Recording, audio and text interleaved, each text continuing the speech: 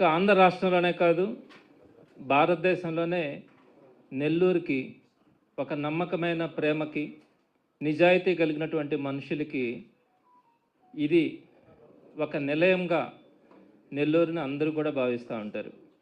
నెల్లూరు అంటే ఒక మంచి నగరం, అక్కడ ఒక నిజాయితీ ఉంటుంది, నమ్మకం ఉంటుంది అని. కానీ ఈరోజు నెల్లూరులో నిజాయితీ, నమ్మకం ఇవి లేవు. నెల్లూరు అంటే నార్కోటెక్స్కి నిలయంగా ఈరోజు మారిపోయింది. నెల్లూరు అంటే నార్కోటెక్స్ హబ్గా మారిపోయింది. నెల్లూరు అంటే నేరాల మయంగా మారిపోయింది.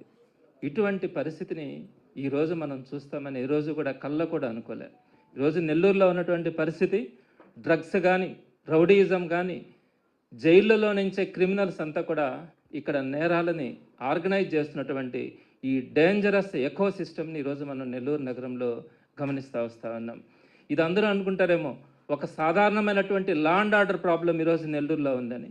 ఈరోజు దీన్ని కేవలం ఒక లా అండ్ ఆర్డర్ ప్రాబ్లంగా మనం చూడలేం.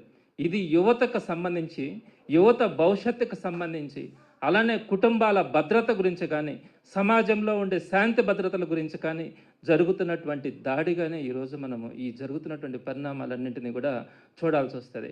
ఒక్క విషయం గుర్తుపెట్టుకోవాలా, ఇదే విధంగా కనుక ఇంటెలిజెన్స్ ఫెయిల్ అయితే, ఇప్పుడు ఏ విధంగా అయితే ఇంటెలిజెన్స్ ఫెయిల్ అయిందో, పోలీసు విభాగాలు ఫెయిల్ అయినాయో, భవిష్యత్తులో ఇదే విధంగా కనుక కొనసాగితే నెల్లూరు ఒక నేరాల హబ్గా కానీ, నేరగాళ్ళకి నిలయంగా కానీ ఈ నెల్లూరు మారే ప్రమాదం ఉంది.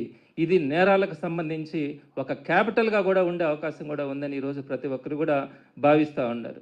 మీ అందరికీ కూడా కొన్ని విషయాల వాస్తవాలు తెలియజేస్తాను. నేను ఈ గంజాయి గురించి గత కొద్ది రోజుల నుంచి కూడా నెల్లూరుకు సంబంధించి విచ్చలవిడి గంజాయి అమ్మకాలు జరుగుతూ ఉన్నప్పటి నుంచి కూడా కొంతమంది దగ్గర నుంచి ఒక డేటా కూడా కలెక్ట్ చేస్తూ ఉన్నాను.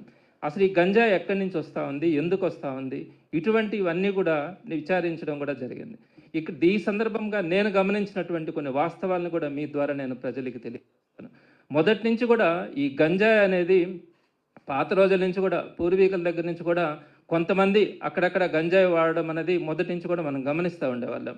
అలానే నెల్లూరు నగరంలో కానీ, చుట్టుపక్కల కానీ ఎవరైనా ఒక 5 మందో 6 మందో మారుమూల ప్రాంతాల్లో ఒక చెట్ల కింద కూర్చొని ఏదైనా సాయంత్రం పూట, రాత్రి పూట వారు గంజాయి తీసుకొని పిచ్చి పిచ్చిగా వాళ్ళలోనే వాళ్ళు పాటలు పాడుకుంటా వాళ్ళు అదొక రకమైనటువంటి ఈ లోకంలో లేనట్లుగా వాళ్ళు ఎంజాయ్ చేస్తూ ఉన్నట్లుగా ఉంటారు అని చెప్పి మనం వినేవాళ్ళం.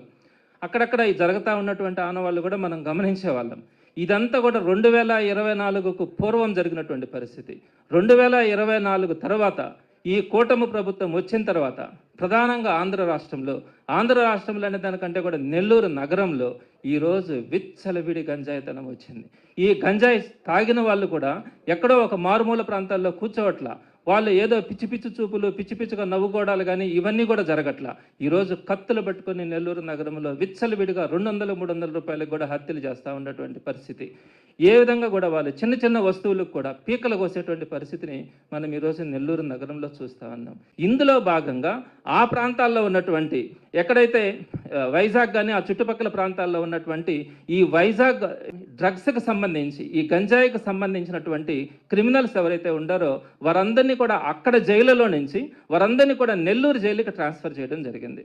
అక్కడ ఉన్నటువంటి క్రిమినల్స్ అందరినీ కూడా ఈ గంజాయి బ్యాచ్ని కానీ ఈ విధంగా క్రైమ్ చేసేటువంటి వాళ్ళందరినీ కూడా నెల్లూరు జైలుకు తరలించడం కూడా జరిగింది.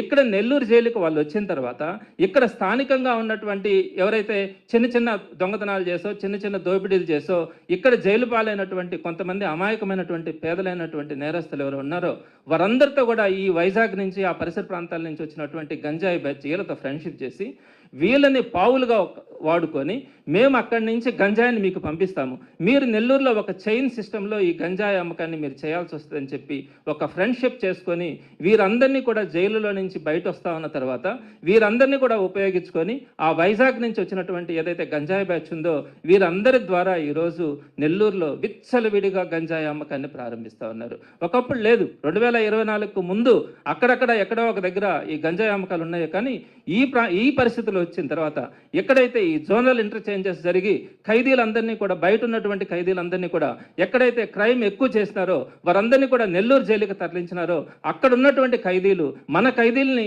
ట్రైనింగ్ చేసుకొని జైలు లోపలనే పావులుగా వాడుకొని వారందరి దగ్గర కూడా ఈరోజు గంజాయి వ్యాపారం చేయించే పరిస్థితి ఈరోజు మనం నెల్లూరు నగరంలో చూస్తూ ఉన్నాం. విచ్చలవిడితనం వచ్చేసింది. లా అండ్ ఆర్డర్ ఎక్కడ కూడా లేదు. దానికి సంబంధించినటువంటి అధికారులు కానీ మొత్తం కూడా ఏదైతే మీరు మన అధికార పక్షం ఉందో అధికార పార్టీ ఏం చెప్తే అది వినేటువంటి పరిస్థితుల్లో ఈరోజు పోలీస్ యంత్రాంగం కానీ అధికారులు కూడా తయారైనారు. ఎక్కడ కూడా మీరు చూడండి, రౌడీ షీట్లు ఓపెన్ చేసినా కూడా ప్రతిపక్షంకి సంబంధించినటువంటి కుటుంబ తగాదాలు కానీ ఏదైనా కూడా సివిల్ మ్యాటర్స్లో కానీ ఏదైనా తప్పు చేస్తే వాళ్ళని తీసుకెళ్లి రౌడీ షీట్లు ఓపెన్ చేయడం, వాళ్ళ మీద గంజాయి కేసులు పెట్టడం. అంతేగాని అధికార పార్టీలో ఉన్నటువంటి నిజమైనటువంటి రౌడీ షీటర్స్ను కూడా ఈరోజు ఎక్కడా కూడా నెల్లూరులో అరెస్ట్ చేసినటువంటి పరిస్థితి కనిపించట్లా.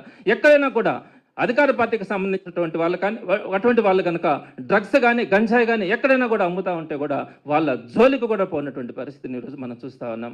కేవలం ఏంటంటే ఒక ఎన్రోల్మెంట్ కోసం గంజాయికి సంబంధించినటువంటి కేసులు పెట్టమని పైనుంచి ఒత్తిడి వస్తూ ఉంది. కాబట్టి ఇక్కడ ఎవరైతే ప్రతిపక్షంలో యాక్టివ్గా ఉన్నారో, ప్రతిపక్షంలో ఎవరైతే యాక్టివ్గా నోరు తెరిచి మాట్లాడుతూ ఉన్నారో వాళ్ళందరినీ తీసుకొని వచ్చి మీ మీద మేము గంజాయి కేసు పెడతాం, మీ మీద మేము రౌడీ షీట్లు ఓపెన్ చేస్తామని చెప్పి ఈరోజు పోలీసులు మాట్లాడుతూ ఉన్నారు. ఇది నిజమైన సంస్కృతి?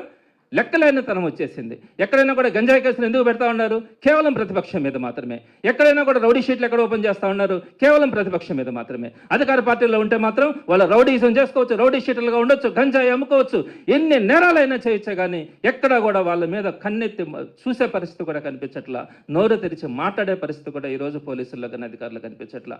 ఎక్కడైనా మీరు చూడండి, ప్రతి ఒక్కటి కూడా ప్రతిపక్షం మీదనే కక్ష తీర్చుకోవడానికి ఉపయోగపడతా ఉన్నారు. ఎందుకు జరుగుతూ ఉంది పరిస్థితి? ఇంటెలిజెన్స్ ఎందుకు ఫెయిల్ అయింది? ఇక్కడ స్పెషల్ బ్రాంచ్ పోలీసులు ఉన్నారు కదా, వాళ్ళు ఇవ్వట్లేదా మీకు? ఎక్కడ కూడా ఈ విధంగా క్రైమ్ జరుగుతూ ఉంది, ఈ విధంగా హత్యలు జరుగుతూ ఉన్నాయి, ఈ విధంగా గంజాయి అక్కడి నుంచి ఇక్కడికి ట్రాన్స్పోర్ట్ అయ్యి వస్తూ ఉంది, వీళ్ళ మీద యాక్షన్స్ తీసుకోమని చెప్పి ఎక్కడ కూడా స్పెషల్ బ్రాంచ్ వాళ్ళు కానీ ఇంటెలిజెన్స్ వాళ్ళు కానీ మీకు ఎందుకు చెప్పట్లా? వాళ్ళకు ఉన్నటువంటిది ఏకైక లక్ష్యం ఒకటే, ప్రతిపక్షంలో ఎవరితో మాట్లాడుతూ ఉన్నారు, ఎవరు రేపు యాక్టివిటీ చేయబోతా ఉన్నారు, అధికార పార్టీ గురించి ఎవరైనా కూడా వాళ్ళు మాట్లాడే పరిస్థితి ఉందా, వాళ్ళ మీద ఎలాంటి కేసులు పెట్టాలా, దానికి సంబంధించినటువంటి రికార్డ్స్ ఇవ్వడానికి మాత్రమే ఈ రోజు ఇంటెలిజెన్స్ని మీరు ఉపయోగించుకునే పరిస్థితి ఏర్పడతా ఉంది. అప్పుడు ఎక్కడో ఒక రైల్వే స్టేషన్ దగ్గరనో రైలు కట్టల కిందనో భిక్షగాల్లో లేకపోతే ఏది వాళ్ళకి సంబంధించినటువంటి అనారోగ్య పరిస్థితుల్లో ఎవరో డ్రగ్స్ తీసుకునే పరిస్థితి, గంజాయి తీసుకునే పరిస్థితి మనం చూస్తూ ఉండే రోజుల నుంచి ఈ రోజు కనుక చూస్తే చదువుకుంటున్నటువంటి యువత కూడా దీనికి బలైపోతా ఉన్నారు. దీనికి కారణం ఏంటి? నేను నారాయణ గారిని ఒకటే అడుగుతా ఉన్నా, మీరు ఈ రోజు కూడా ఈ విధంగా నెల్లూరు నగరం తయారైపోతా ఉంటే, విచ్చలవిడితనం తయారైపోతా ఉంటే, క్రైమ్ రేట్ ఈ విధంగా తయారవుతా ఉంటే, మీరు మినిస్టర్గా మీరు ఎక్కడో ఉంటారు, దాన్ని అర్థం చేసుకుంటాం. వారానికి ఒక రోజు 2 రోజులు నెల్లూరుకు వస్తారు, దాన్ని కూడా అర్థం చేసుకుంటాం. ఆ వచ్చిన రోజు కూడా ఈ రోజు మీరు పెన్షన్లు పంచుకుంటా, ఇంకా కూడా 20 నెలల నుంచి మీరు 1వ తేదీ పోయి పెన్షన్లు నేను పంచుకుంటానని చెప్పే పరిస్థితిలో మీరు కొనసాగుతూ ఉంటారు. ఏం పెన్షన్లు మీరు పంచకపోతే పంచే వాళ్ళు చాలా మంది ఉన్నారు. డోర్ డెలివరీ కింద దాన్ని ఇచ్చే పరిస్థితి ఉంది. ఈ రోజుకి ఎక్కడైనా కూడా పోలీసులతో సమీక్ష ఏర్పాటు చేయడం కానీ, ఎక్కడైనా కూడా ఈ విధంగా జరుగుతున్నటువంటి గంజాయి వాడకం గురించి కానీ అసలు ఎందుకు జరుగుతూ ఉంది? నేను 24 గంటల ముందు నుంచి టోటల్గా ఈ గంజాయి ఏ విధంగా నెల్లూరుకు వస్తూ ఉంది, ఎవరెవరు కొంటా ఉన్నారు, ఎవరు అమ్ముతా ఉన్నారు, ఎటువంటి పరిస్థితులు దారి తీస్తూ ఉన్నారు, ఎక్కడ వీళ్ళు తాగుతా ఉన్నారో కూడా మొత్తం నేను విషయాలు తెలుసుకోగలిగినాను 24 అవర్స్లో నాకున్నటువంటి పరిస్థితుల్లో. మీకున్నటువంటి పరిస్థితుల్లో నెల్లూరులో టోటల్గా ఈ 300 మందిని క్యాచ్ చేయడం పెద్ద కష్టం కాదు. ఎందుకంటే టోటల్గా వీళ్ళందరికీ కూడా ఒకే డెలివరీ బాయ్ సప్లై చేయట్లా. ఈ రోజు కనుక లేకపోతే ఇంకొక డెలివరీ బాయ్ని ఈ రోజు వాళ్ళు అరేంజ్ చేస్తూ ఉంటారు. ఆ సప్లయర్ ఎవరైతే ఉన్నారో వాళ్ళు, ఆ సప్లయర్ కొత్త డెలివరీ బాయ్ని పెడితే కూడా ఇమీడియట్గా 15 నిమిషాల్లో ఎవరు ఈ రోజు డెలివరీ బాయ్ ఉన్నాడో వాడి ఫోన్ నెంబర్ ఎంత అన్నది మొత్తం అందరికీ కూడా తెలిసిపోతా ఉంది. అట్లాంటి పరిస్థితుల్లో ఎవరైనా ఒకరిని క్యాచ్ చేస్తే మనం టోటల్గా ఈ 300 మందిని కనుక పట్టుకోగలిగితే వారి ద్వారా మనం టోటల్గా కంట్రోల్ చేసే పరిస్థితి ఉంటుంది. అదేవిధంగా ఎవరైతే ఈ రోజు ఈ సమస్యలను ఫేస్ చేస్తూ ఉంటారో స్టూడెంట్స్ కానీ యువత కానీ ఇక్కడ ఉన్నటువంటి పరిస్థితుల్లో ఈ డ్రగ్స్కి అలవాటు పడిపోయి నిర్వీర్యం అయిపోతూ ఉంటారో వాళ్ళకి రీహాబిలిటేషన్ అరేంజ్ చేయాల్సిన పరిస్థితి ఈ రోజు అధికారుల మీద కూడా ఉంటుంది. మీరు ఎక్కడైనా కూడా వాళ్ళకై వాళ్ళు స్వచ్ఛందంగా వస్తే మీరు రీహాబిలిటేషన్ సెంటర్కి పంపిస్తారంట. ఎక్కడైనా సాధ్యమైంది? ఎక్కడైనా కూడా వాళ్ళకై వాళ్ళు నేరుగా వచ్చి నేను తాగుడు మానేస్తాను, నాకు రీహాబిలిటేషన్ ఇవ్వండి అని చెప్పి పోలీసులను కానీ అధికారులను కానీ అడిగే పరిస్థితి ఎక్కడైనా ఉంటుందా? ఎక్కడా కూడా ఉండదు. మీరు క్యాచ్ చేయాలా? మీ దగ్గర ఉండే ఇంటెలిజెన్స్ అంత మాత్రం పనిచేయట్లేదా? విచ్చలవిడిగా వాళ్ళు ఎక్కడి నుంచో తీసుకొని వచ్చి మైగ్రేట్ అయ్యి, నేను ఇంకొక విషయం కూడా చెప్తా ఉన్నా, కార్లలో తెస్తే పట్టుకుంటారని చెప్పి 2 వీలర్స్లో వైజాగ్ నుంచి నెల్లూరుకు తీసుకొని వస్తూ ఉన్నారు ఈరోజు డ్రగ్స్ని. మరి ఇట్లాంటి పరిస్థితుల్లో విచ్చలవిడిగా మీకు నేను సుమారుగా ఒక 50 కుటుంబాలలో ఈరోజు ఇళ్లలో నుంచి అమ్ముతా ఉండారు. అంటే ఈ డెలివరీ బాయ్స్ బయటకు వెళ్ళి అమ్మడమే కాకుండా ఇళ్లలో నుంచి కూడా అమ్మే పరిస్థితిని మనం ఈరోజు చూస్తూ ఉన్నాం. వారందరికీ కూడా ఒక పేదరికం, ఎవరు కూడా మనుషులు చెడిపోవాలని, ఈ సమాజం ఈ విధంగా తయారు కావాలని ఏ వ్యక్తి కూడా అనుకోడు. వాళ్ళకు ఉన్నటువంటి పేదరికం, ఆ పేదరికానికి కారణం కూడా ఈరోజు కూటమి ప్రభుత్వం అని తెలియజేస్తా ఉండ. మీకు ఇష్ట ప్రకారం ఎంతో మందిని, సుమారుగా 2,40,000 మందిని సుమారుగా వాలంటీర్లుగా పనిచేసుకుంటూ అంత ఎంత సంపాదించుకుంటుంటే వాళ్ళని తీసుకొని నడు రోడ్డు మీద నిలబెడుతుంది, వాళ్ళకి పని బట్ట లేకుండా.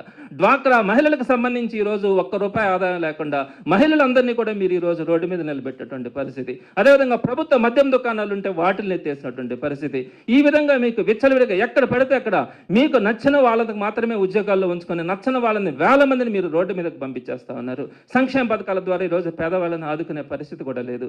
ఈ కారణాలన్నింటితో ఈరోజు మహిళలు కూడా రోడ్డు మీదకి వచ్చి ఇట్లాంటి వ్యాపారాల్లో వాళ్ళు పాల్గొనడం కూడా జరుగుతూ ఉంది. అదేవిధంగా వాళ్ళ బిడ్డలు కనుక వ్యాపారం చేస్తూ ఉంటే ప్రోత్సహించే పరిస్థితి కూడా ఈరోజు తల్లిదండ్రులు కొంతమంది వెళ్తా ఉన్నారంటే ఆ తల్లిదండ్రుల బాధను ఏంటో అర్థం చేసుకోవాలా. మరిన్ని అప్డేట్స్ కోసం మన HN9 టీవీ ఛానల్ ని సబ్స్క్రైబ్ చేసుకోండి.